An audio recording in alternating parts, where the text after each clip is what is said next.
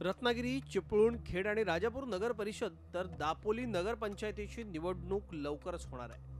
मागच्या निवडणुकीत शिवसेना भाजप युती करून लढले होते, मात्र यावेळी दोन्ही पक्षांनी एकला चलो रेचा नारा दिलाय। नगरपालिकेच्या आणि जिल्हा परिषद निवडणुका रत्नागिरीमध्ये होऊ घातलेल्या आहेत।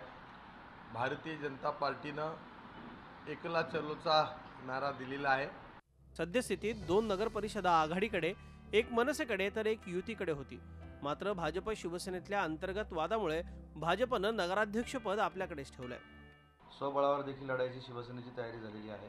शिवसेनेने जी विकास कामं केलेली आहेत ही विकास कामं लोकांपर्यंत पोहोचवून जिल्ह्यातल्या प्रत्येक नगरपालिकेवर शिवसेनेचा भगवा फडकवण्याची आमची सगळ्यांची इच्छा आहे आणि ती पुरी होईल। चिपळूण नगर परिषदेत एकूण 24 नगरसेवक आहेत। यात राष्ट्रवादीचे 12, काँग्रेसचे 3, शिवसेनेचे 4 तर शहर विकास आघाडीचे 5 नगरसेवक आहेत। चिपळूण नगर परिषदेत राष्ट्रवादीत 2 गट पाहायला मिळतात। रमेश कदम आणि भास्कर जाधव यांच्यात वाद आहेत, तर शिवसेनेचे आमदार सदानंद चव्हाण यांची प्रतिष्ठा पणाला लागली आहे।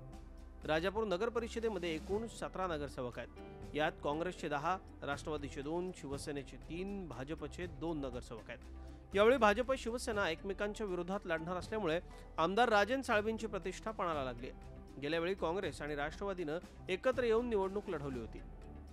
खेड ही कोकणातली एकमेव नगर परिषद मनसेच्या ताब्यात आहे। या ठिकाणी 17 पैकी 9 नगरसेवक मनसेचे आहेत। शिवसेनेचे 7 तर 1 नगरसेवक राष्ट्रवादीचा आहे। त्यामुळे यंदा मनसे या ठिकाणी आपली जागा राखणार का असा प्रश्न आहे। पर्यावरण मंत्री रामदास कदम आणि राष्ट्रवादीचे आमदार संजय कदम यांची प्रतिष्ठा या ठिकाणी पणाला लागली आहे। रत्नागिरी नगर परिषदेत सध्या शिवसेनेचे 15, भाजपचे 8 आणि राष्ट्रवादी काँग्रेसचे 5 नगरसेवक आहेत। तर रत्नागिरीमधली एकमेव नगरपंचायत म्हणजे दापोली नगरपंचायत।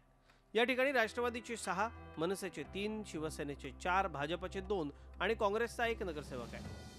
शिवसेना भाजप या निवडणुकीत वेगवेगळे लढणार असून आघाडीबाबत मात्र अद्याप निर्णय झालेला नाही।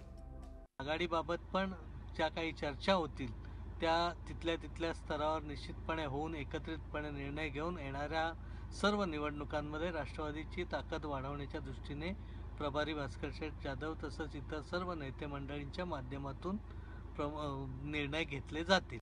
पूर्वी एकत्र निवडणूक लढवणारे आता एकमेकांच्या विरोधात उभे ठाकलेत, तर पूर्वी आघाडी तोडणारे आता आघाडी करू पाहतायत।